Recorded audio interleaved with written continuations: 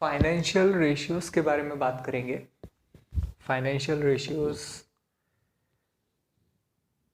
इन types में divided होते हैं, mainly liquidity ratios, leverage ratios, efficiency ratios, profitability ratios और market value ratios. Liquidity ratios mainly वो ratios होते हैं जो ये दिखाते हैं कि अगर कंपनी को इमरजेंसी में मनी रेस करना है तो उसकी कितनी कैपेबिलिटी है वो अपने रिसोर्सेज, अपने एसेट्स को सेल करके मनी रेस कर सकती है अच्छे से कि नहीं। तो लिक्विडिटी रेशियो में करंट रेशियो होता है current assets by current liabilities, acid test ratio होता है current assets minus inventories by current liabilities. Leverage ratio की बात करेंगे। लेवरेज रेशियो ये होता है, ये दिखाता है कि कंपनी ने कितना लोन, कितना डेब्ट या कितनी बोरोइंग ले रखी है अपने ऑपरेशंस को रन करने के लिए। तो डेब्ट बाय इक्विटी क्या होता है, टोटल लायबिलिटीज यानी टोटल डेब्ट अपॉन शेयर होल्डर्स इक्विटी।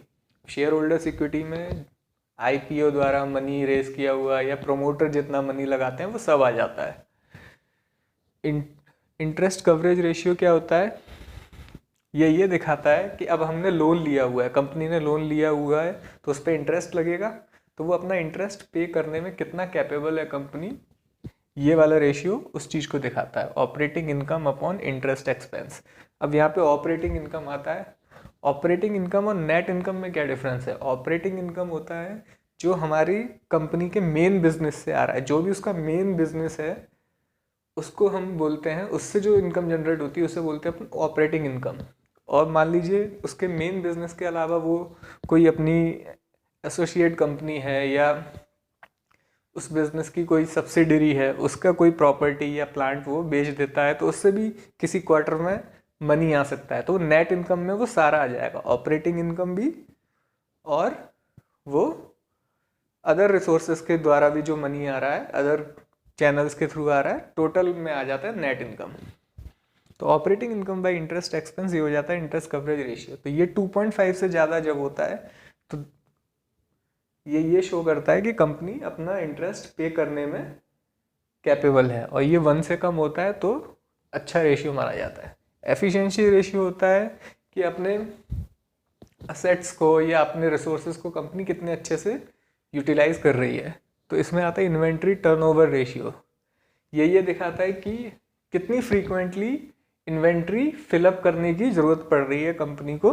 तो cost of good sales by average inventory, ये होता है inventory turnover ratio. Profitability ratios में ये आ जाता है ऑपरेटिंग मार्जिन रेशियो।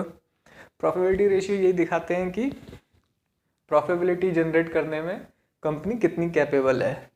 तो operating income by net sales, अब मैंने पहले ही बताया कि नेट सेल्स कंप्लीट सभी रिसोर्सेज से कितनी मनी आ रही है वो। ऑपरेटिंग इनकम क्या होता है, जो उसके मेन बिजनेस, जो उसका मेन बिजनेस है, मेन ऑपरेशन है, उससे कितनी मनी आ रही है। तो ऑपरेटिंग मार्जिन रेशियो हो जाएगा operating income upon net sales. Return on equity होता है एक और profitability ratio, net income upon shareholders equity.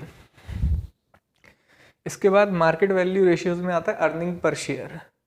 जितनी भी नेट अर्निंग है और जितने भी आउटस्टैंडिंग शेयर्स कंपनी ने बना रखे हैं उनका रेशियो हो जाता है अर्निंग पर शेयर।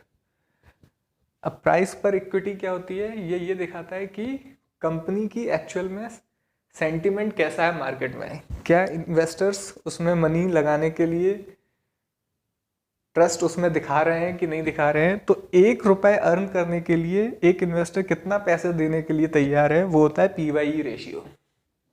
ठीक है, मान लीजिए किसी कंपनी का PYE रेशियो 20 है, यानी 1 रुपया अर्न करने के लिए भी इन्वेस्टर 20 रुपये लगाने को तैयार है। इसका मतलब ये है कि मार्केट में सेंटिमेंट काफ़ी अच्छा है कि कंपनी में पैसा लगाना इज़ प्रॉफिटेबल, अभी नहीं तो फ्यूचर में काफ़ी पैसा आएगा।